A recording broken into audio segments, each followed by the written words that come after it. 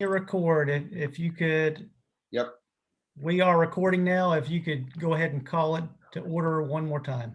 Okay, we're going to call to order the special meeting for the Planning Commission Wednesday, March 3rd, 2021 at 7:06 p.m. Where are you going? Call Right down there. Okay. Commissioner Drott, here. Commissioner Kinsley, Here. Commissioner Wallace. Here. Real quickly, if we get an approval of the agenda.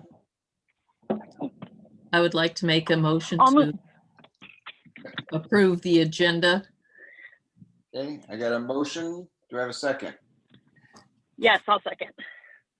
First and a second, any discussion? Hearing none, all those in favor state aye. Aye. Aye. Okay, motion's approved. Looking for approval of the minutes from February 3rd, 2021. I I'll would like, move approval. go ahead, Susanna. Go I'll ahead. move approval of the minutes. Okay. I have a first and second, Ms. Wallace. I will second that. I had first and seconded. Any discussion? No. Hearing those, all of those in favor state aye. Aye. Aye. Okay, motion approved. No old business. So for new business, we need to review and consider approval of modification of conditions of approval for sidewalk construction, as well as a geotechnical report for Crestview Estates located at tax map number 1901100 and tax lot number 501. Mr. Henry. Thanks, Lon. I think we'll start with the geotech report. So I know the applicant's geotech engineer and civil engineer are both on the line.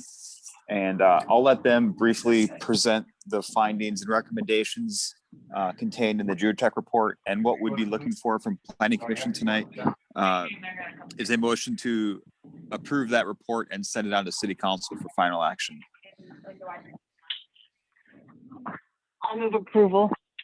Well, we gotta hear the report first. So Derek Sorry. and Tony, I'll turn it over to you both. Tony, go ahead and get her started if you like. Derek, I think it's just, they just want to hear about your report. So I'm just here to answer questions, Derek. If you just want to just give a brief overview on Okay. the suitability of the site, that's probably all we need to do here. All right, perfect. Look that. So back in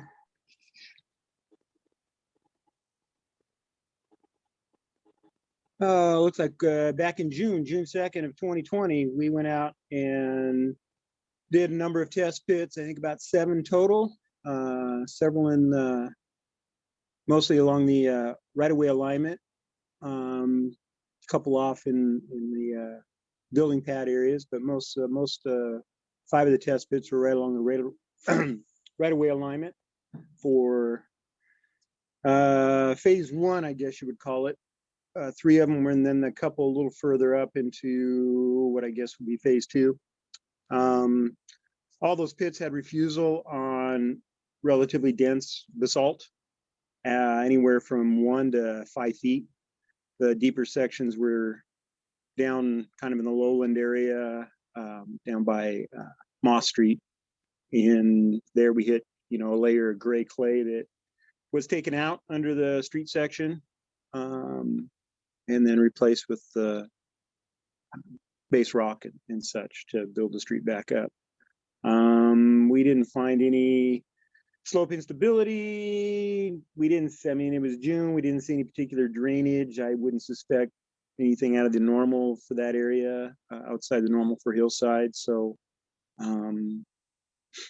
we continued with construction observations and compaction testing. I don't know when construction actually ended, but we were up there for several months, off and on. Everything looked like it would, like what we reported. I guess I'm not sure what you're looking for, other than nothing from a geotechnical or geologic standpoint jumped out at us and said, hey, this is not a good site. So, I mean, it's typical hillside construction. Thanks, Ron. Did any of the commissioners have any questions of Mr. Derek? Not at this time. Okay. Okay, so Oh, Lon, I'm good. Thank you. if you wanted to make a motion to recommend approval of that report on the city council, you can do that at this time. Okay. So I'll be looking for a motion to recommend to city council for approval. I'll recommend approval to the city council, or moving this to the city council for approval. Okay. I guess. I have a first. And I will second that. And Mary second. Any discussion? Hearing none. All those in favor state aye. Aye. Any opposed? Motion carried. Okay, next we'll move on to the modification for the sidewalks. Excuse me, so I assume that you don't need me anymore? That's correct. You're free to go if you'd like. That's perfect. It was the best meeting I've ever had. Thank you. Thanks for your time. Take care. Thanks, Ron. Daniel Fisher from McDougal Brothers is on the line. If you'd want to kind of present your proposal on the sidewalks. Yeah, I think I sent in a kind of a written thing, and what we were proposing is that when the sidewalks are built, they are part of the construction of the home and the lot, which gives the city the ability to control that sidewalk construction. And that's typically how I think every project that I've been involved in, we do, because the sidewalks are the last to go in. You know, if any of those lot adjacent sidewalks go in now, they're going to be damaged. I mean, trying to keep them from being damaged, you want them to be the last thing. And then the city has the ability to approve them or deny them based on the occupancy of the house and when it's being built. So it gives the city the final say at the very last to approve them and make sure they get the best product possible. Thank you, Daniel. So Lon, what we'd be looking for is a modification to that to allow those sidewalks to come in after final plat approval. That's essentially what's being asked here tonight. So we'd be looking for a recommendation to modify that on the city council for final approval. And we would consider this part of the development agreement. So basically an addendum to that development agreement. So our motion would need to be along the lines of sending a modification of approval to the city council, or it would need to be an addendum? I would say just say modification of condition of approval number 5 to allow sidewalks to be built at the time of home site development for each particular lot. Okay. Okay. Do we have somebody who wants to move on that motion?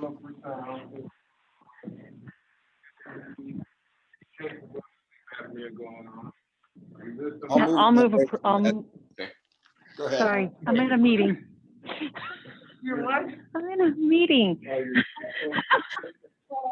Oh, welcome to the chaos of my life. I'm sorry, everybody. So I'll move on the motion as stated per Henry. Okay, I'll second. Okay, I have a first and a second. Any discussion? No. I have one question, as what is the standards now where the sidewalks and curbs go in first?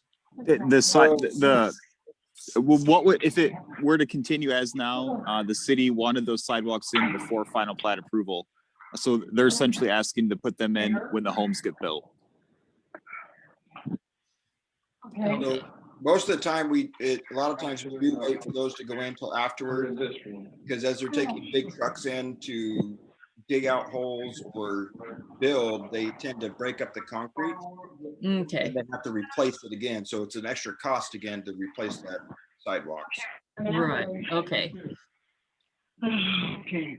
Any other discussion? All right, all those in favor state aye. Aye. Aye. Aye. Any opposed? Hearing none, motion passed. And it looks like that would be the end of our special meeting. Is that correct, Jeremy?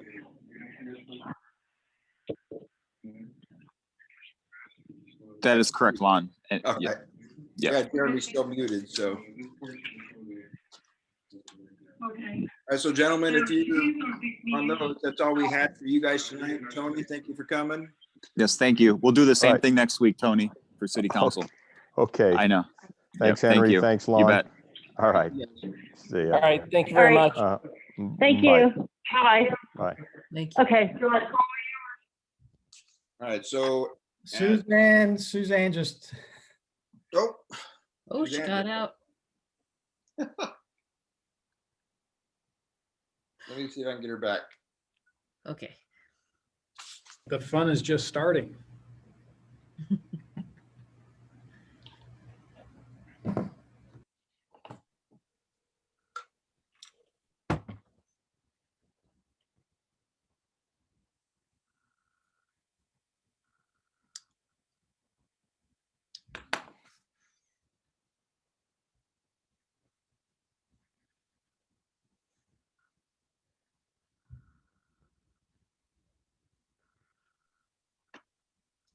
So Jeremy, we don't have to make any decisions tonight, correct?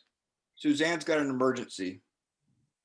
not during the work sessions. This is just Okay. a chance for you to work in detail on the proposed code update. Okay, well, she has an emergency, so she won't be joining us for this part. Mm, So at 7:18, we'll start the work session agenda. This is held for the Planning Commission to receive background information on city business and to give planning commissioners an opportunity to develop recommendations regarding planning, zoning, and development within the city. No decisions are made and no votes are taken on any agenda item. So we'll go ahead and start this with the roll call. Commissioner Drott, Here, Commissioner Wallace, Here.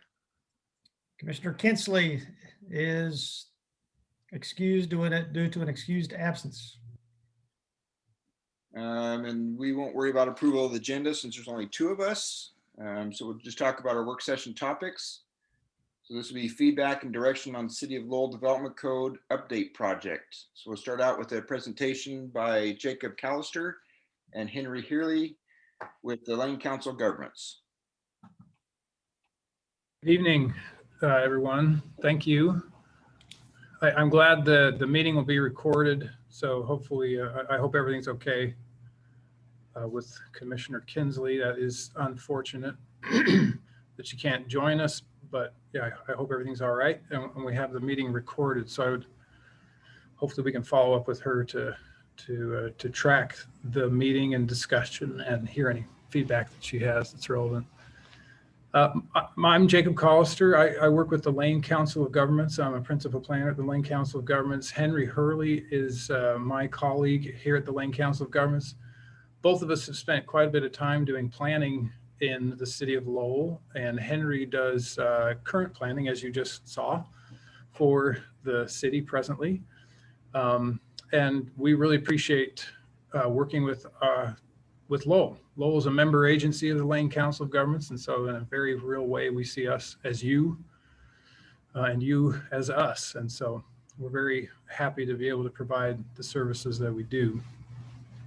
Also with us tonight is Laura Buell. She is with the State Transportation and Growth Management Program. She manages the Code Assistance Program, and we'll touch on the work that TGM does and its contribution to this project a little bit later on. But Jeremy, do you want to bring up that PowerPoint? Did you get that by chance? I sure do. Give me 1 second to pull it up Excellent. and share the screen. Great, thank you. I heard a term today that the concept is familiar to me, but the term seemed to get the point across and maybe a timely reminder. Somebody used the term death by PowerPoint. And so I'm hoping that I do want to take this opportunity. It's an important opportunity to give you a little bit of context, but I hope that I can be succinct and get to sort of the meat of the subject. And we're being really deliberate about that. You'll see that we've had a few other meetings up to this point, and we have spent some time on the context of this, which is important. But we made a decision internally as a project management team to really to cut to some of the code updates. You're going to see material that hasn't actually changed substantively since the last few meetings we've had, but this is the opportunity for the Planning Commission explicitly to have a work session to think it through. So next slide. I wanted to touch on the web presence that the project has right now. The city of Lowell has a great website. The project itself has a website and documents are contained on that site. We're doing our best to keep up with the materials that we are generating, and they are available on that site. The link to that site is essentially the Lowell website code-amendments, and that will take you to this window and give you an opportunity to look at those materials. Next. A month ago, the city of Lowell hosted a virtual open house. And really there were two components to it. One was an actual meeting that we did virtually, exactly like this. We shared content similar to what you'll see tonight. We posted materials.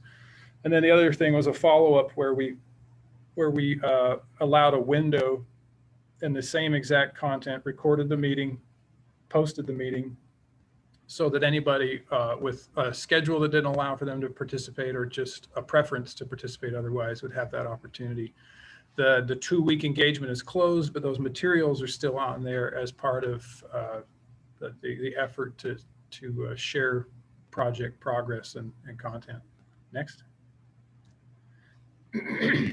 We have a code committee that was formed. It was formed at a time when Marcia Miller was the city manager. She had a pretty small window when she was here, but we worked together to identify some key code committee members. So you can see those members here.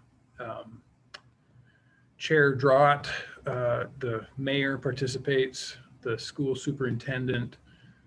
We also, although we couldn't make the last meeting, we felt fortunate to have a youth on the committee, and we hope that they can continue to participate.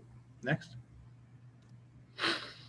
The project management team is essentially your city administrator, Jeremy Cottle. It is Laura, who I introduced earlier from this ODOT, from the TGM program. It's myself, and then I have some staff who work with me. Henry is helping out on this project, and Rachel Dorfman is another planner who's helping do some of the lift on this. We also are very close to having an urban design consultant brought on. We'll talk a little bit about the role that they're going to play, but it's an important piece of what we need to do to move forward. Next. The Transportation and Growth Management Program is a program I've had the opportunity to work quite a bit with Laura and other facets of the Transportation and Growth Management Program. It's a partnership between the Department of Land Conservation and Development, DLCD, and ODOT, the Department of Transportation. And it really is about this nexus between transportation and land use. And in a sentence, the program is about creating thriving, livable places with diverse transportation choices. Next slide. So the objectives of the program specifically, and if I didn't make it clear before, let me make it abundantly clear. We are able, the city is able to proceed with this particular implementation project for the code because of funding that we've obtained through the Code Assistance Program.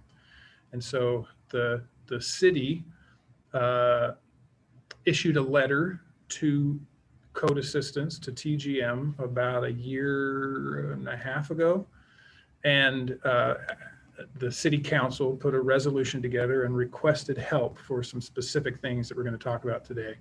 And essentially they needed to show some alignment with these objectives. So promoting a transportation system and development pattern that results in a balanced multimodal system that enhances opportunities for people to walk, bike, and use transit. Next.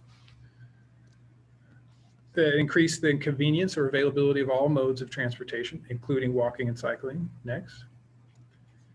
Provide alternatives to or delay the need for major transportation improvements. And the last one, provide alternatives to or delay the need for expansion of the urban growth boundary. So trying to find efficiencies within the community. Next slide. This is a quick overview of the progress of the project. You will see that the items in gray is progress that we've made since fall. Frankly, in the fall, there's been a few meetings with the code, with the code committee, some meetings internally with the PMT. And then last month, as I mentioned, we had an outreach to the community to share concepts. And that's really where we still remain. You'll see the items in red are items that we're still working on. So this meeting itself and the item that we sent out as a material to review is this matrix, which is essentially a collection of concepts. Sometimes there's specific language in there. Other times there's ideas. Sometimes language is just the way to attempt to convey ideas. And so at this point, we're still working on concepts that we will order into an actual redlined, here's some concrete ideas that we have that we want you to look at. So there's still some work ahead. We're still in kind of a formative phase here. Next. So there's a couple pieces of the code amendments. The most important piece, or the most sort of concrete piece, the lion's share, is 2 years ago, year and a half ago, the city adopted the Lowell Downtown Master Plan. The community worked on this plan, had a number of outreach exercises, and adopted the Lowell Downtown Master Plan. And it was adopted as a functional plan, a refinement plan to the comprehensive plan. So it became policy essentially. And TGM likes projects that implement plans. And so that is a significant part of what we're doing. We're implementing that plan. Next. So just emphasizing that this is part of the comprehensive plan. It's not, we're not doing planning per se on this portion. We're really implementing this portion. Next. There are other components though, where because the community is larger than downtown and we have this opportunity, we have introduced a few concepts that are beyond the downtown and beyond what the master plan looks at. And so I'll be doing my best to tease out the distinctions between these as we go along. Next. Some of it is as well as just housekeeping and administrative stuff. We've kept notes over the years as we've worked with Lowell. When we get a chance to fix X, let's do that. When we get a chance to fix Y, let's make sure we do that. And that's a very natural process in any community. Is to just, it's a work in progress. And so we have a few of those items to do updates to. Next. This is just a map to show you the downtown master plan area. This is essentially capturing the public lands and the areas that immediately surround the Main Street and North Shore Drive. And this is the area within which that downtown master plan focused. Next. These are the 5 goals that emerged from the downtown master plan. We're not going to go into a lot of detail on the master plan. I would direct you though, if you have, if you're curious, if you remain curious about certain things about the downtown master plan, it's on that same site that I talked about earlier. It's a wonderfully accessible plan, lots of pictures and lots of things distilled. And this is one of those distilled concepts, was these goals: a quaint downtown, a central park, multi-story mixed-use buildings, a variety of home types, and connected and wide sidewalks. So you'll see this play out in some of these key implementing components. Next. One of the key implementing components is the regulating plan. I would call it the key element. It really is how the downtown master plan is sort of distilled into something that's captured to then implement. And so in a way, it's sort of like the plan designation map in the comprehensive plan, which says, when you create your code, make sure you refer to this plan that shows some ideas about how development should realize. We're going to talk a little bit more about this, but one of the things I always emphasize when we're looking at these is that this is about future development. right? This is about looking forward. And so change is going to happen organically over time. Next. Another thing to point out is that the regulating plan really mirrors, in essence, the existing zoning and plan designation that exists. So it swaps out certain existing plan designations with a few exceptions. Next. Just to compare. One of the things that is really distinct about the downtown master plan is that in the downtown area, our development code updates are going to focus on an emphasis on form. So a form-based code is what is being proposed for downtown. And a form-based code is really traditional zoning focuses primarily on uses and identifying, separating uses. And while a form-based code contemplates uses, it really focuses on the aesthetic, the look and the feel of what realizes, and says, okay, use, yeah, we gotta consider use, but at the end of the day, in a specific area like a downtown, where you're really trying to create something quite specific and focused, you're really going for that look and feel, trying to realize that. Next. This is an illustrative plan that emerged for the downtown master plan, and it's one way that the downtown could realize. So it's an interesting conversation instrument to kind of see, oh, interesting. It's not the plan. You know, people say, oh, well, when is the roundabout going to happen? Well, it's a concept. It's really, you know, there a lot of things would have to happen to make that happen, but it's an idea that is now, there's power to seeing it on a paper and seeing one example, at least, of how it could realize. Next. So we sent you a fairly large document in your materials. And that document is, again, this code update summary. And the way that we laid that out, Jeremy, could you click on to the next slide? Because I think what I want to do is, we're going to take you at a high level here of sort of what that code amendment summary contains. And then we're going to spend, hopefully, the balance, the majority of our time here looking at, not the whole thing, because that would be death by PowerPoint, but looking at a few representative pieces of the code that we think are really merit your time in particular. If you have any questions, or if you've looked at it and you want to discuss anything, please, we'll give you an opportunity to chime in. I have identified a few key questions for this group to answer.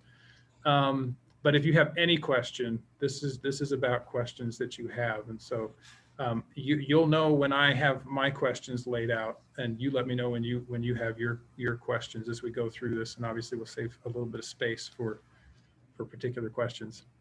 So zoning map updates is a big piece of implementing the downtown master plan. This is one of the key components. Again, it's going to focus on form and using the regulating plan as the source. That is going to include some building standards. The design consultant that we're bringing onto the team, they were actually the design team that was involved in the downtown master plan. So there's a really nice seamless dynamic there. They're going to be able to help us express what we're hearing from you all, from the community, about the design standards. Street section standards are also a piece of what was outlined in the downtown master plan. Next. Go ahead and punch it again there.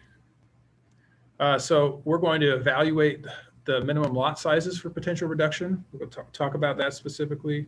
Create development standards for additional housing types. That's an important part of this update. So in that letter that the city sent to TGM, there was an expression of a need for housing opportunities, more housing choice in Lowell. And so the scope, the contract that we entered into with TGM included an investigation of housing types. And so we are advancing some ideas about that. Looking at streamlining application procedures next, and adding some graphics so that some of this can come alive, because it's going to be this look and feel piece of it needs to come alive. Next. The housekeeping updates, these are things, again, that we've been keeping track of, looking at non-conforming structures, better language to address this. Again, these are things where we find ourselves, and Jared before Jeremy and Lon, we find ourselves thinking, gosh, we got to sort this out so that we have a better understanding for this in the future. Next.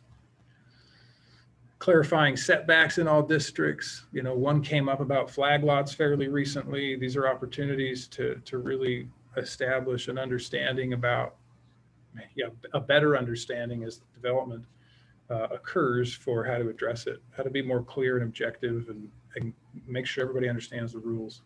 Next. Clarifying language next. Giving the city administrators some authority to work on what we would call non-discretionary items. So items that are fairly objective. That's always a good idea for staff, for just overall efficiency of city resources. Figure out if these are permits applications where they're quantitative, we're looking at really objective criteria, then the city staff should have the authority to approve those because they're not exercising discretion. Next. Yep, just another example of a kind of everyday housekeeping item, lot consolidation. Next. So this is the summary. You're looking at page 1 of the summary, and I'm just going to show you one example there on the bottom, which is one of these streamlining items. The model code was established by the state of Oregon. There's a small city model code, so something that's more custom to smaller communities. And it's not intended in any way to be adopted, without customization.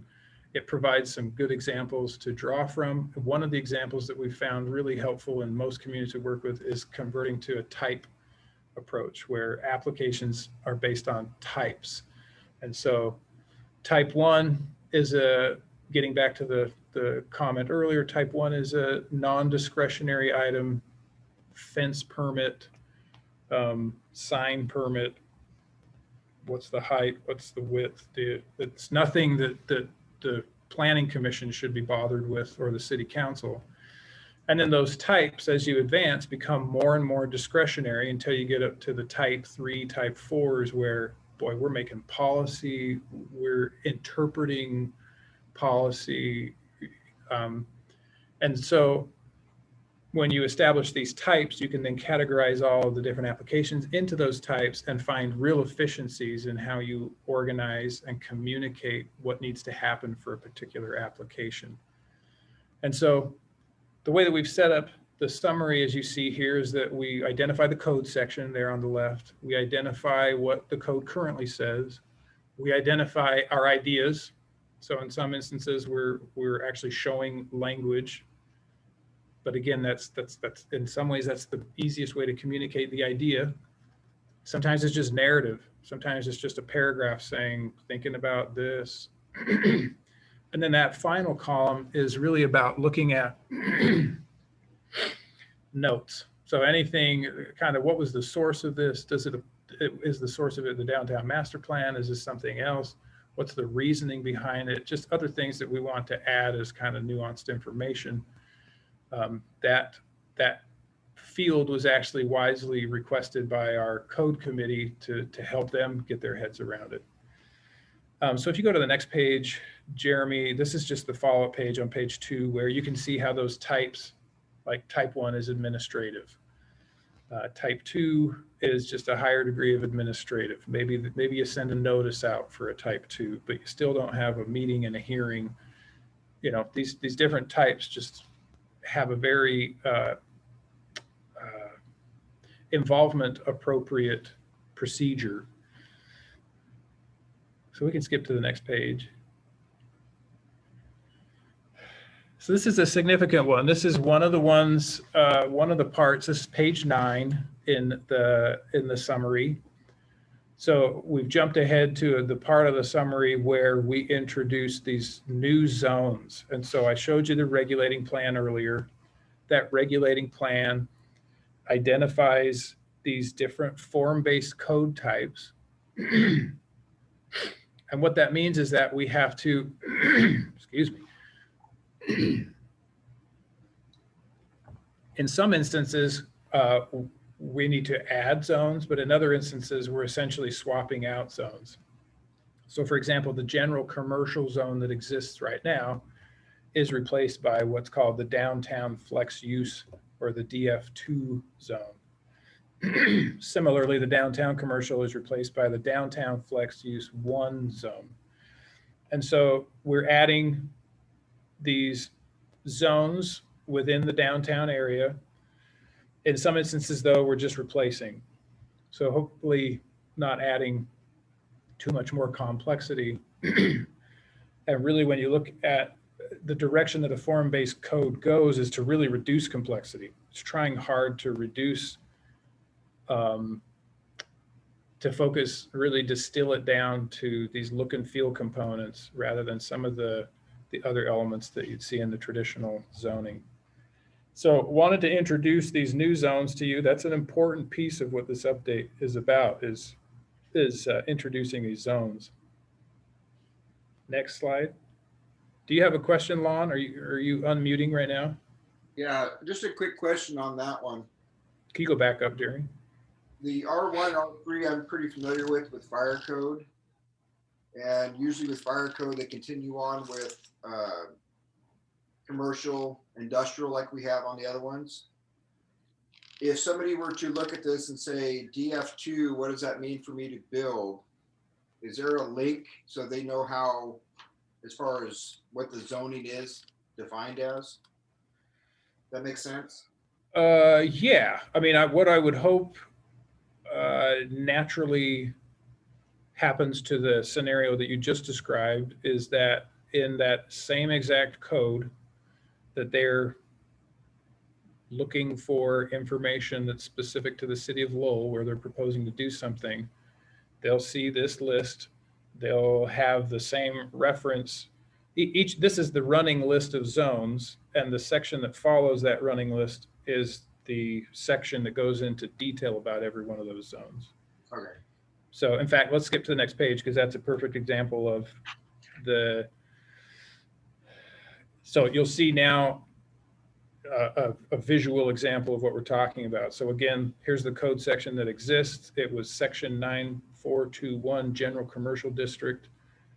The code language that exists there, we're proposing in this scenario that would be struck, and you would now have a new section with similar language, right? It has a purpose statement.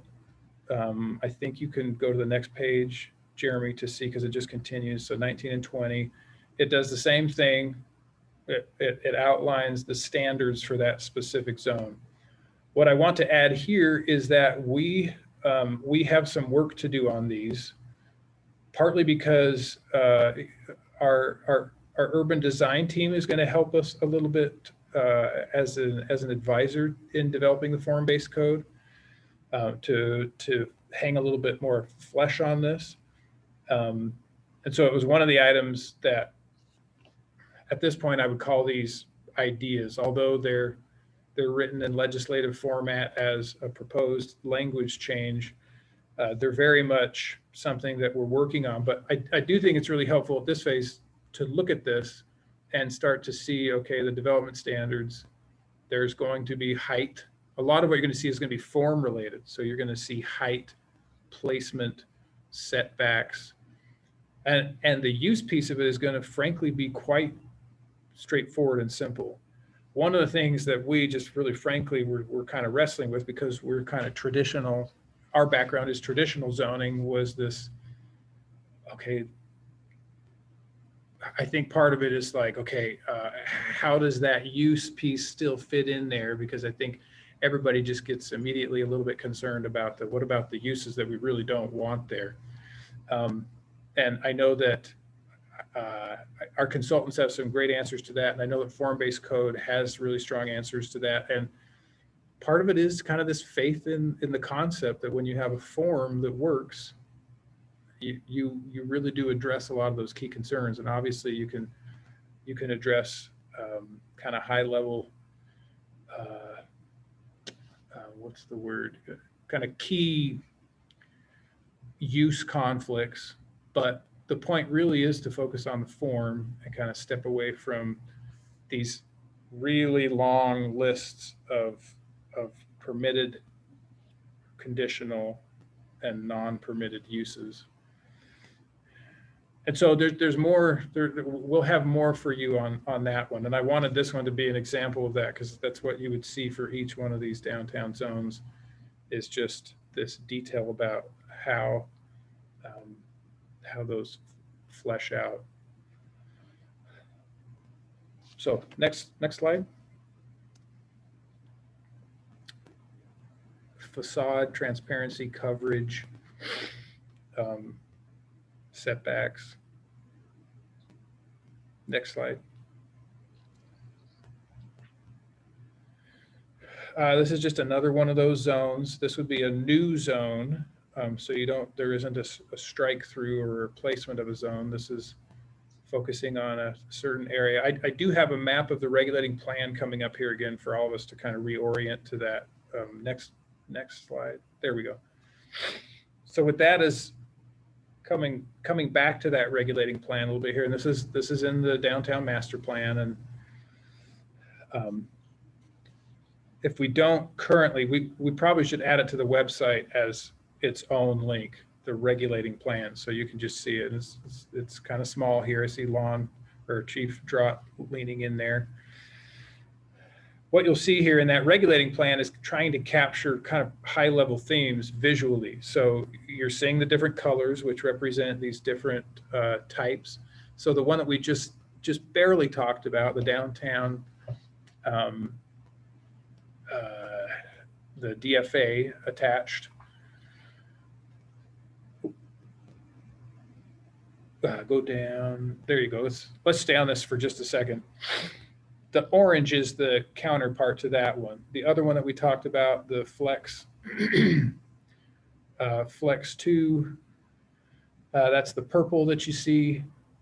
You'll also see that the regulating plan anticipates the feedback that was happening in tandem with our project at that time. So the parks plan, which had reflected this new configuration of the park within town and contemplates some development along North Shore Drive.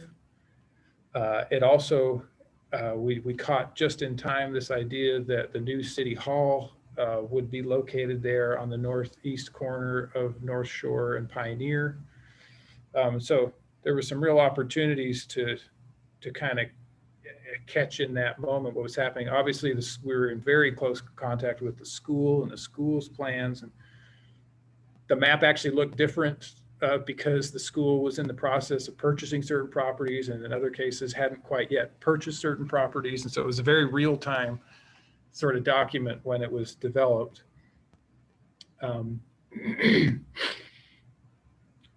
So every feature that you see in there is reflecting a sort of dynamic. So the red dotted line represents where parking needs to be in the rear. In those really key areas, what you're trying to do, I mean, the form-based code, and really, again, if you look at the master plan, it's really about bringing a human scale to downtown Lowell, so that whatever businesses occur, their back isn't turned to the key corridors. They're engaging with the street. And there are some examples of that are happening well in Lowell, but some of the opportunities that are there need a little bit of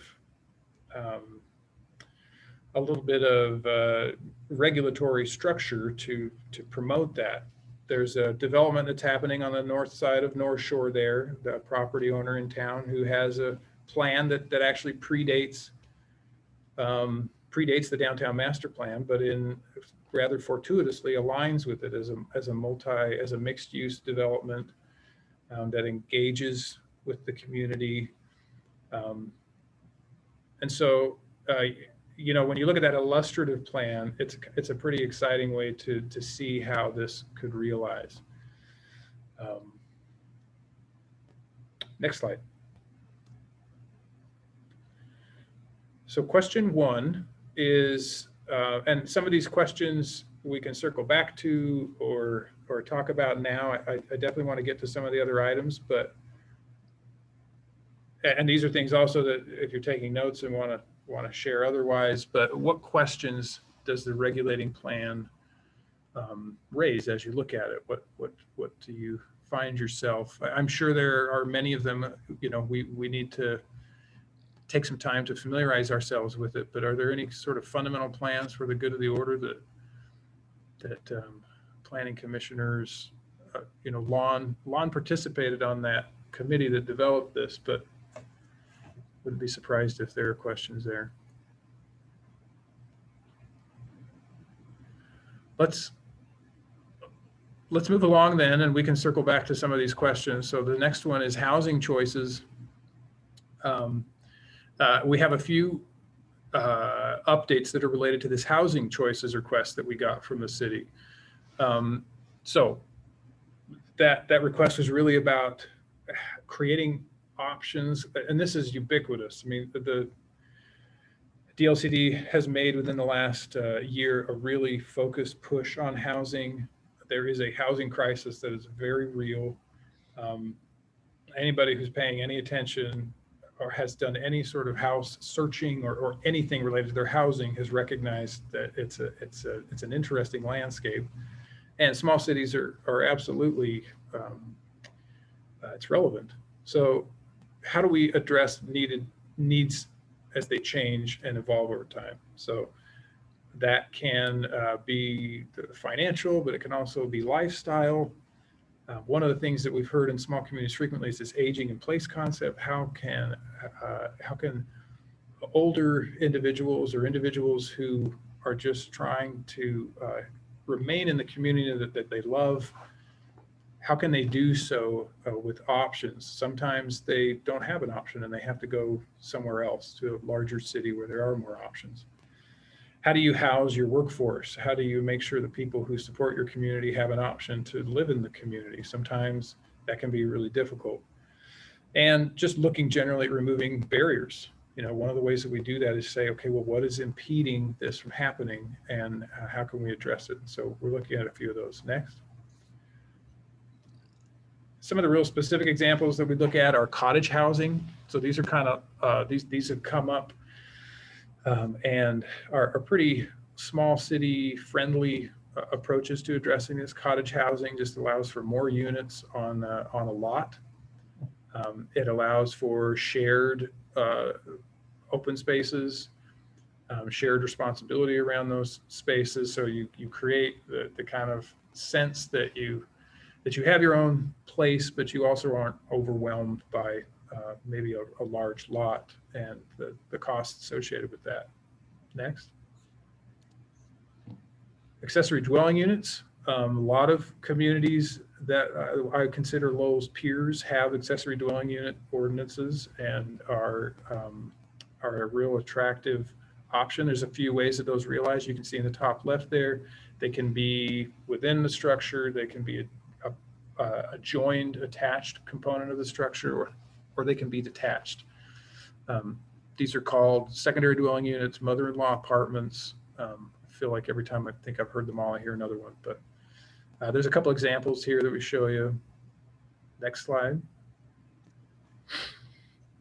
Townhomes are an example of, the row houses, single family attached. There's some nuances around these, but these are other options where you can use land resources a little bit more efficiently and still create a setting that is really appropriate for a small town environment. It's very much what parts of town are appropriate for that. In the regulating plan, there was a few areas that were designated, not too many, but that's something that's being contemplated. Next slide. So one of the questions is, and we're going to look at some of the specific code coming up here, but one of the questions, I guess, as we go into that to contemplate would be, where should duplexes, which are a tool in this toolbox for creating housing options. A lot of these, again, are about how do you accommodate options other than your standard single-family dwelling. And the reason why that's something that needs to be contemplated is because the things we just talked about, the changes in lifestyle that exist within any community, the residents in that community. You know, the fixed costs of land mean that it's just inherent that the more land that's involved in a property, the more expensive it is. And so what these options do is they create more units on land. And just as a function of economics math, those units become more accessible to the individuals seeking them out. So let's look at some of the code, and I think the conversation will emerge from that. So let's go to the next slide.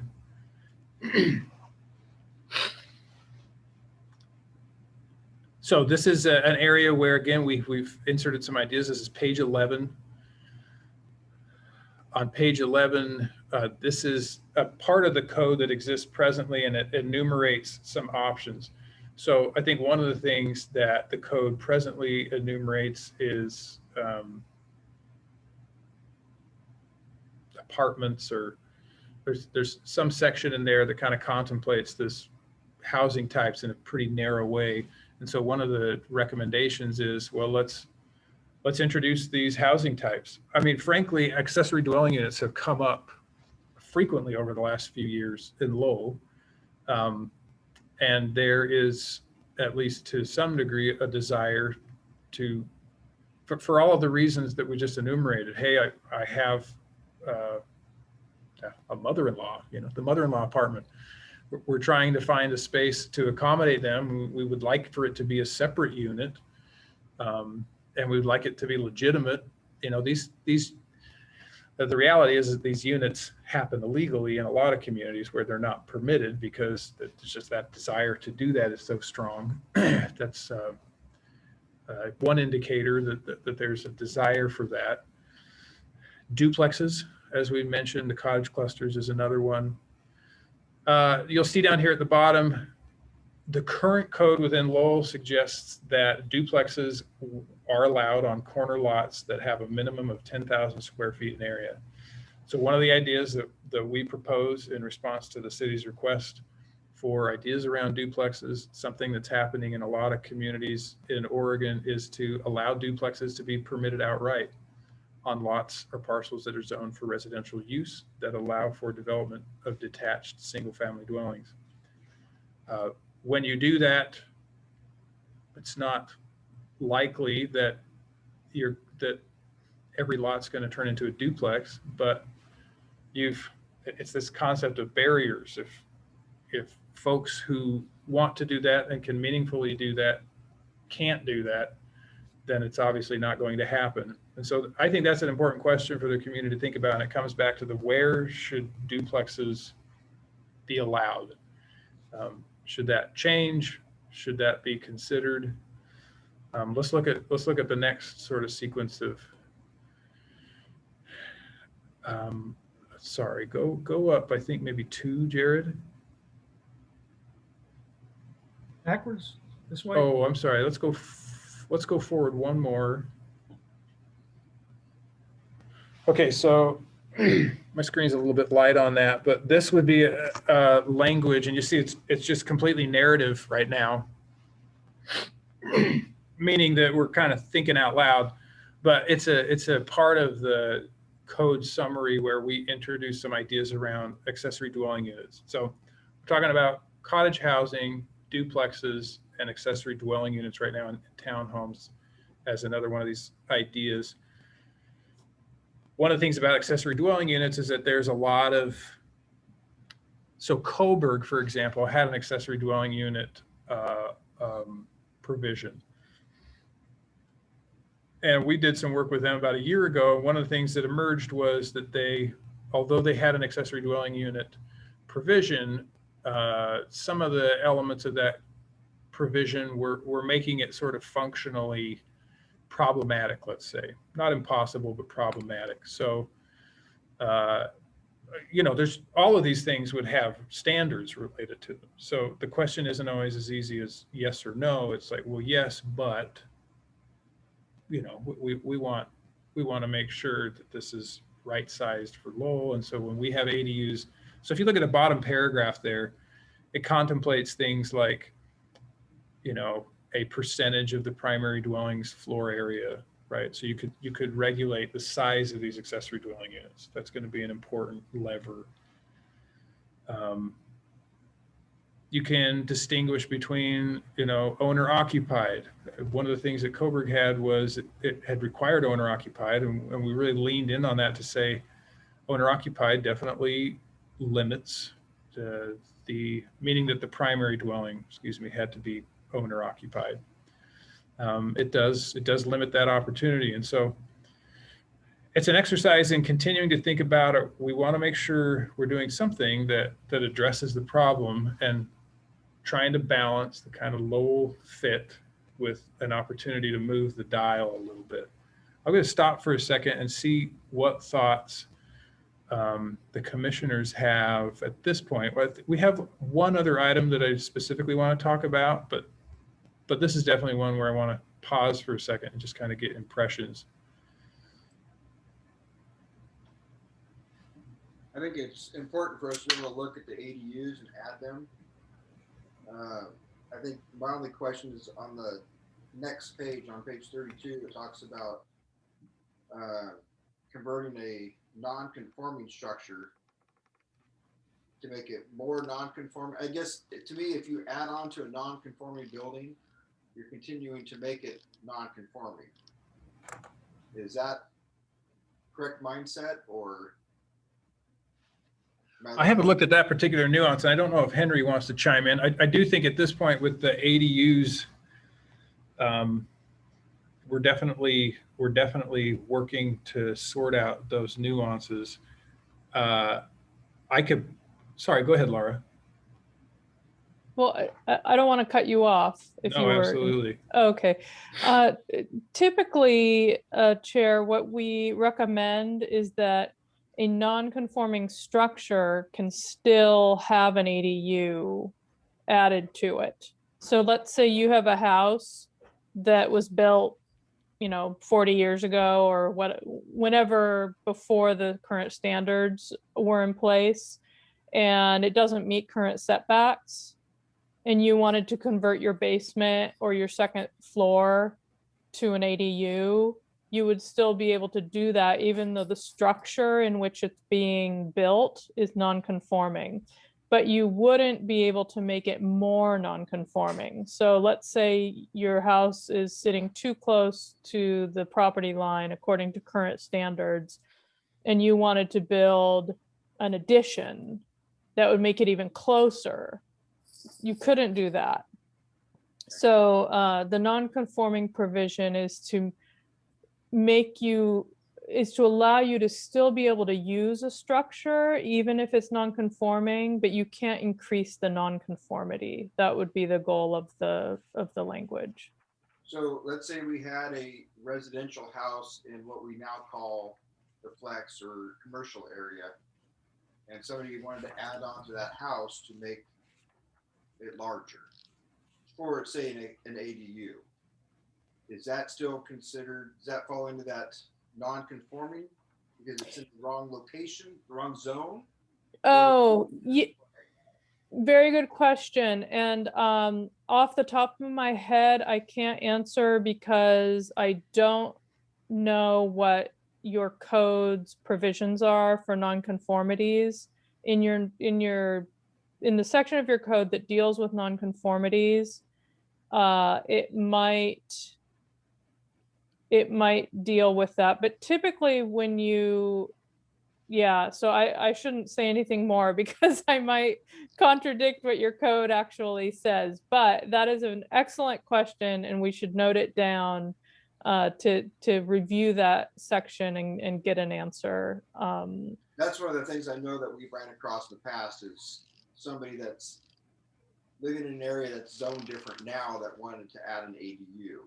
And that we knew that question was coming at us, if they could add on or not. And so we're trying to see that kind of fit into that whole thing. Right. I mean, I guess what I would say is since I can't comment on what your code currently says, I can tell you what we would recommend.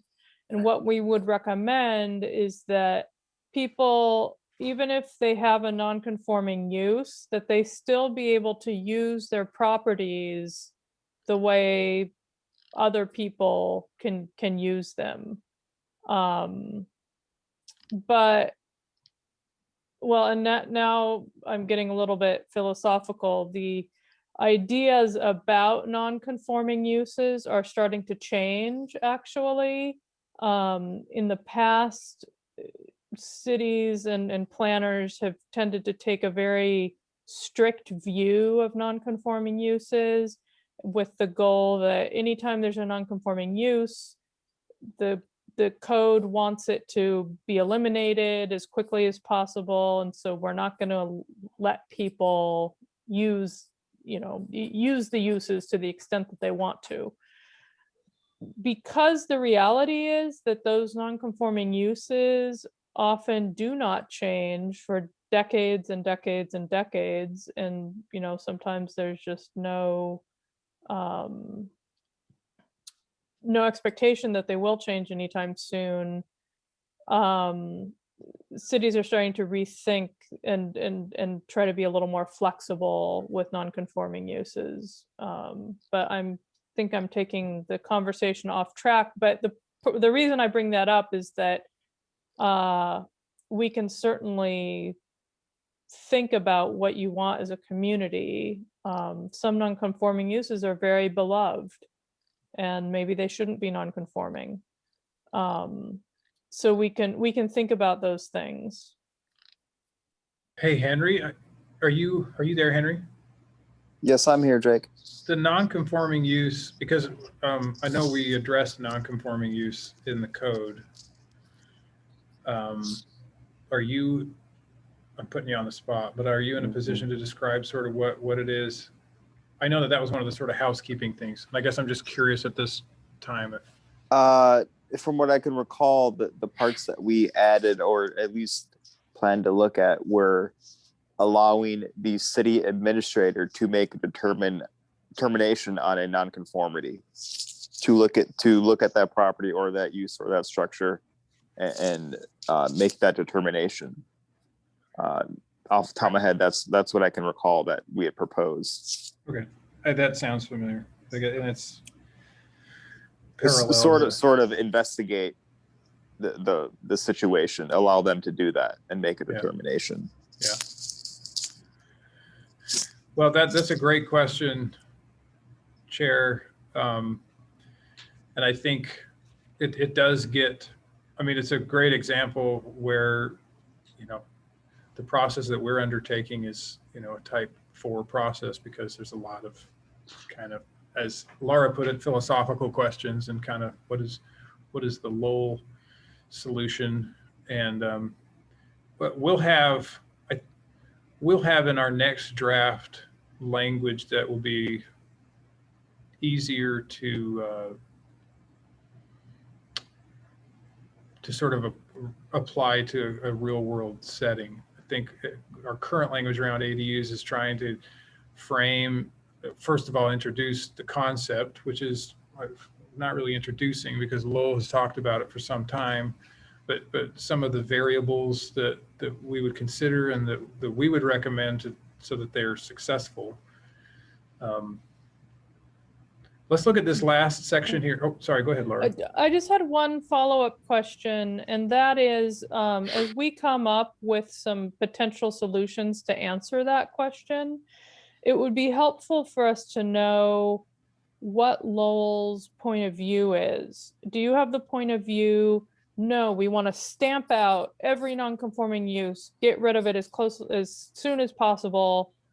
Or do you have the point of view, no, even if a use is non-conforming, the people who own or live on that property should be able to use it in a similar manner to other people who have similar uses? So knowing what your posture is on that issue will help us come up with some options that that would conform to what your goals are regarding non-conforming uses. I have one comment on that. Our non-conforming uses, from what I can see, to the extent that they exist, are pretty mild. And most instances of that are mostly single wide or double wide or fabricated homes, prefabricated homes that are in districts other than mobile home district. In which case, you know, if there were an issue where the home were damaged or burned down or something, they wouldn't be able to rebuild. That's the most significant example of non-conforming use that I have observed in the community. So I think it's a pretty mild issue for us. Well, what I was looking at is non-conforming, and maybe I'm off, is we've made kind of zone changes. And some of those zone changes now, we have single family homes in a place that we're calling a flex 1, which we are saying we want a 2 and 3 story structure. And that if they come and say, hey, we want to add on to our structure to make it larger for, say, an ADU or something, to me, my way of thinking is that we're making it more non-conforming because it's making it larger. And it's not so much not wanting them to be able to have a larger home and to make it easier for them. It's just when it comes down to keeping a standard of saying, you know, non-conforming, we don't want anything to be more non-conforming. How is not more non-conforming defined? So that we have grounds to stand on to when we make those decisions. Right. Great point. Yeah, I do think the exercise that we're about to undertake will trigger now a sort of new generation of non-conforming uses. So it's an interesting thing to consider. Well, I've got a question then. Why would something that was conforming before and now, because of the, say, the district change, why would they not be able to continue as they would like, say, if they wanted to build on to a non-conforming building that was originally conforming? In other words, I guess I'm asking, you know, what about grandfathering in the conforming standards? Yeah. I mean, I think, you know, the full term that I'm familiar with, which we use all the time, which I think is a helpful prefix, is the legally existing non-conforming, right? Yep. So this idea that, yeah, it exists legally because we know that when we change the rules in the middle of the game, that we need to accommodate. And so the trick does become, though, what you're talking about, where you say what we've done when we pivot regulation is this is long game. And so the idea is that, yeah, we're certainly not coming in with a bulldozer to remove your X, Y, or Z. But going forward, to your point, when someone decides, and the relevance of that is, boy, when you have a big project going in the future, it's going to become relevant because future development is what that change is about, not about forcing any immediate change to what you're doing. Well, So that's how you exact that change is over time, and it's a sensitive thing. Sorry, go ahead, Laura. oh no, I was just gonna say one way that we can probably get at this issue is by distinguishing between non-conforming structures and non-conforming uses. So you might have a non-conforming use, a single-family dwelling, say in the flex zone, but we can say that the structure can't become more non-conforming. So you can add an addition as long as you're still meeting the setbacks and all of that, or you're not violating the setbacks more than you already were. But when it's an issue of the use being non-conforming, that's fine. It doesn't matter. But we can, when we refer to not allowing a structure to be more non-conforming, we're just referring to the building, not the use. more so along the codes, make sure there's still, if somebody does an addition, the addition has to be up to new standard code. They don't necessarily have to change the old structure, but just the new structure can't match the original. It has to come up to new code. Okay, that would be expected. And if they had a catastrophic fire and because it was non-conforming in a flex area and they wanted to rebuild, how would that affect it? Because they would have been, say, you know, using it in the non-conforming area and they wanted to continue to use that. Can they actually rebuild and continue that non-conforming work or use? You know, this is where, you know, I fully agree with, you know, property rights. Sure. And because things change over the years, I understand that. But, you know, if they couldn't continue to, say, live there because it was a non-conforming thing and their structure burnt down and they wanted to rebuild, you know, what would they have to do, you know, to I know that? there are some nuances there, but in the event that you specifically just described, where there's an event such as a fire or disaster, my experience has been, and Henry's a little bit more familiar with Lowell's code right now, but replacement is a pretty standard dynamic for that, meaning, yeah, let's get your house, let's get exactly what you had back. Now, sometimes folks say, well, now that we're doing this, I really want to go all out. And that's when it maybe gets nuanced. I want to change the footprint, but that original footprint I know is a pretty sacred thing as far as the ability to just come back. If folks don't mind, I want to jump into this one last piece and then it can just kind of join the soup of questions that we have about this, because there's just one last thing. There's plenty more in the development code, but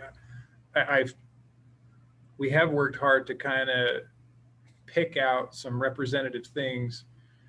There's quite a few things in there that I would consider to be pretty pedestrian. There's some of that housekeeping stuff. There's quite a few of those pages are just introducing those new zones. And I just showed you one of those. And so there are quite a few pages that are just dedicated to the other zones, and there's more flesh to hang on those. And then also the housing types. So I feel like we've done a pretty good survey of what's in that document. That one of the other ones I wanted to touch on here though, and if Jeremy could bring up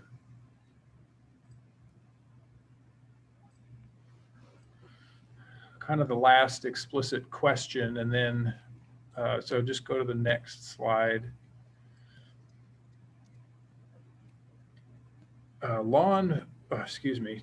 Chief Drott, Chair Drott, is probably familiar. He's been involved in this for long enough, and I don't know who else maybe is familiar. Within the last few years, there have been a number of requests for variances to minimum lot standards.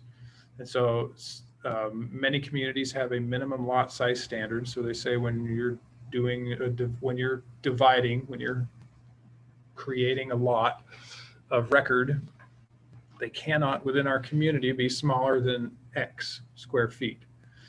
And so it's a key development standard in most communities. And in Lowell right now, let's skip to the next one here. We'll show you within the context of the code summary. In Lowell right now, the minimum lot area is 7,000 feet and 7,000 square feet, excuse me. And there have been, you know, one of the sort of red flags when we say you've been doing planning in the community and you're just kind of keeping tabs on things. If you've had a variance or a string of variances for a certain dynamic, that's one sort of bellwether that, okay, I wonder if this is something that should be revisited. Variances are not an ideal way to as a means to an end. They're kind of an awkward application. And so kind of calling the question here about, okay, well, if should we accommodate generally a smaller minimum lot size? And so we developed an initial proposal of reducing 7,000 down to 6,000 within the standard residential zone. I think that reflects pretty closely what a lot of those variances were approaching. And so that is a proposal. And then as you look at reducing lot sizes, minimum lot sizes, you're also trying to come up with proportional lot widths. I think one of the things that's contemplated here is, although maybe not explicitly at this point, but is there a lot depth that needs to be contemplated, especially relative to certain kinds of housing proposals that we have. But that's essentially the final point is calling out this minimum lot size point and the variances that have happened and trying to get a pulse for this. One of the things that internally we talked about was, if the commission, if the community has some desire to run some analysis to come up with something slightly more quantitative. And by that, I mean just some figures about, in a lot of communities, say Coburg, one of the things we found was that there was a bit of, well, let's look at the next slide because this could be really helpful, Jeremy, and I put it together, may as well share it. I couldn't find a good graphic for a 6,000 square foot lot. So I had to sort of hack this one and make it represent 6,000 and 7,000 feet. So what you'll see here is an attempt to create a visual, frame of reference for what a 2,700 square foot home envelope looks like on a 5,000 square foot lot. And then what I did was I just added another 1,000 square feet for the 6,000 and then yet another 1,000 square feet for the 7,000. So you can kind of see, if you could imagine lot lines that extend for 5,000, 6,000, and 7,000, you can kind of get a sense for, a two-story 2,200 square foot home looks like that. That's what your yard would look like. That's what your setbacks would look like. And so it's interesting in some of these communities like Coburg, where there was a little bit of skepticism about reducing their lot size, what they learned after some analysis was that it looks like our favorite part of town, that old town part of Coburg, is where a lot of the small lots are. And really there's a range of lot sizes, but trying to get this sense for, okay, what does a 6,000 square foot lot look like? And it's not necessarily that 6,000 square foot lots are just going to start popping up everywhere, but you've allowed for that opportunity within a subdivision for some lots to be a little bit smaller and to accommodate. The other thing that you're doing when you do this functionally is the scenario where you have an individual who has a 12,000 square foot lot and a house that's just really conveniently located where they could divide it in half, and where it would have taken a 14,000 square foot lot to do that, now it takes a 12,000 square foot lot to partition, right? So some communities have more pressure for that than other communities, but it is, again, one of the opportunities for making better use of the property within town. So another analysis is to say, well, how many properties are on that sort of threshold? When we go from, say, 14,000 to being able to do that to 12,000. And in a community like Lowell, we can also look at it and say, well, there's a house in the middle of the lot. So even if they're 12,000, they're probably not going to tear their house down to divide it in half, right? You sort of do a feasibility assessment to say, here's the properties that could realistically do that. And then you kind of go in with eyes wide open, kind of.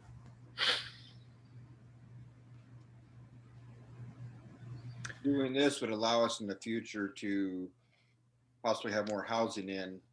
Let's just say McDougal's up there, their properties, they could split up a little bit differently and probably add in one or two more homes because of the reduction in square feet allowing it to be smaller, it could possibly add one more home, 2 more homes in that area also. Sure. Generally, that's some sort of infill that allows that to happen. So yeah. Or to your point, if they came in after, if this was adopted and they came in, rather than having, let's say 40 lots, they could have proposed 43 lots, just because it could have gained through that lower lot size another lot. So that's an important thing that's happening when you're doing that. And sometimes you hear concern about those that they're cramming homes in there, but there are ways to manage how those developments realize. But it's also this point that part of what we're doing is trying to lean into that idea of using the fixed value of that land to accommodate more housing, to create housing opportunities for more individuals, because there's just a direct correlation between the size of the property and the ability to afford it. Laura? I also wanted to point out that the economic impact is also a benefit for the city, because when the city has lower density, it's a lot harder on the city budgets to maintain streets and stormwater systems and other services. So that's something as planning commissioners you might consider as well. So what is, in here you kind of had that it's best practice. What is the standard square lot size of small little cities?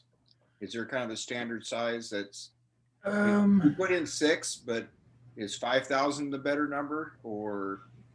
Better isn't probably the way to think about it. One of the analysis that we can do is just sort of show you your kind of your peers, right? Either in the region or by size. We've done that before, to just do a little survey of codes around.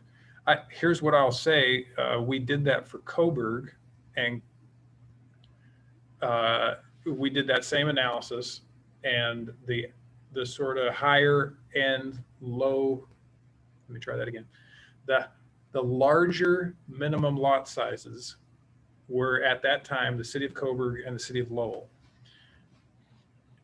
in the analysis that we did, which was just kind of communities in the area.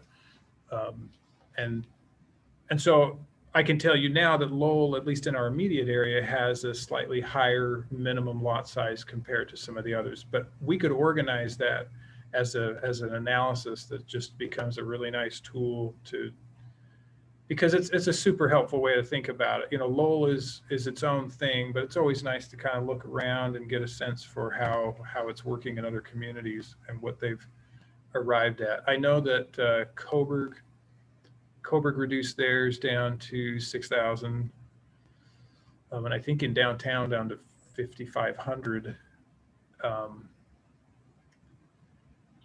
Well, So my mindset of looking at that is, if we have a builder that's looking to come in and build, if they're saying I can get more business in or more houses in Coburg, and they're trying to choose between Coburg and Lowell, we want them to choose Lowell, but we don't want to necessarily make it so small that we end up hurting our community. But we definitely want to make sure that we're in the running to try to get some of these people that want to build in the area. yeah, I think one of the lessons from the sort of Coburg experience was, and I think there was just a ubiquitous sort of acknowledgement that small lot size is not necessarily non-conducive with their values, with their aesthetic. Their concern was, though, and understandably, was this kind of boilerplate. I mean, in the community in the part of the town that they really liked, there was this range of sizes, and so I guess I say all that just to make sure that we think of it as a nuanced thing, that the lot size is one variable, but there are other variables that play into that. So I guess it's sort of like, don't judge a minimum lot size by its cover, and let's sort of consider what the other tools are that help us assure that Lowell's values are preserved going forward. I think one of the things also in Coburg that we ascertained was that it wasn't a huge threat to existing neighborhoods. I think that was one concern, was that that the houses were going to pop up all over, which frankly could be a good thing. But if you're a neighbor, you can totally understand the response and the concern. And so part of our analysis was that it's very unrealistic that these are going to be rampant, that we're triggering some tidal wave, right? That the levee's going to break and suddenly everybody's going to be partitioning their properties.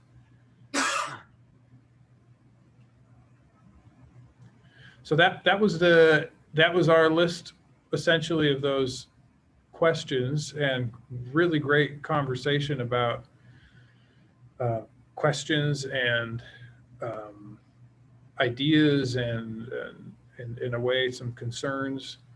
I think we've captured some things here. What other questions remain, or I can kind of recap some of our next steps maybe while you think about any other ideas you have or ways you want to communicate. Chief Drott is on our code committee, so Chief Drott will have an opportunity ongoing to kind of immediately direct some of our next steps here. What we're going to do next is take our summary ideas. We've now got the consultant on, well, we hopefully will soon have our consultant on board, and we can add in some of these other pieces that are a little bit lean right now because we needed their expertise. And the next version you're going to see is going to be draft 1 of the actual proposed code updates. And so they'll be in a little bit more, you'll see them in context as a red line. And I think what my experience has been that we tend to get a little bit more engagement when folks see it in that setting, because it just comes alive a little bit more. But this is a really important step to try to see if we can't be efficient about that exercise and make sure that we're moving forward with some insight. And so the next step will be the code committee will have an opportunity to look at that. There'll be another community meeting engagement. There will be, we haven't actually, because of a little bit of delays over the holidays and with the administrator kind of transition, which understandably just kind of put us in a place where we wanted to get our bearings again and then move forward. We haven't actually figured out a real end date at this point, but I'm thinking, I don't know, Laura, maybe you could chime in, but I think we're thinking fall as a target at this point. Yeah, I'll have a better idea once we have the contract with the urban designers done. Then we'll have those dates Okay. a lot more specific. But I would say by before the end of the year would certainly. We want to keep things moving at this point, but at the same time, I want to reassure that we're taking our time and we're absorbing input, and iteration is built into this going forward. So that's what staff has at this point. And I hope nobody's suffered from death by PowerPoint. I hope there was a bit more engaging getting into the code. That's probably the most that we've, with a group, really kind of gotten our hands dirty with that matrix. And so this was definitely the group that we wanted to do that with. And once we get some new materials, we'll be back.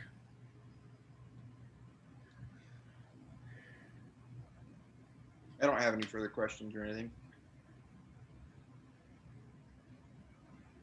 Guess we'll kick it back to you then, Jeremy. I don't have any further comments. I'll say that I'm pleased we were able to spend a little bit more time delving into the detail of the actual code and the textual amendments. Just let me know, Jake, Henry, Laura, what you need from me, and I'll be meeting with the Chairman Drott to recap and discuss what next steps we need to take. Okay, And I'll also get up with Commissioner Kinsley and right. just give her an overview of what we went over tonight. Yeah, I'd love to have her. I know that she's a real estate professional, is that right? It would be really interesting to have her her perspective as well, in addition to the other two commissioners. Gary, do you have anything? I thought it was an excellent presentation. I had to do a marathon reading of it last night. And Thank I you. liked a lot of it. So Thank you for taking the time to look. I know we get the thank yous, and it's like, well, I am getting paid right now, so I always feel like I have to turn around and say, hey, you're the ones who were standing this whole thing up with your volunteer time, so thank you. Absolutely. Okay, well, if that Okay. looks like we're ready to adjourn at 8:38. Well, thank you guys for coming. all right, thank you. Have a great night, everyone. Bye, folks. Bye. Good night. I'll try to touch base with you tomorrow, Jeremy. Please do. I'll be in the office. Okay. Good night, all.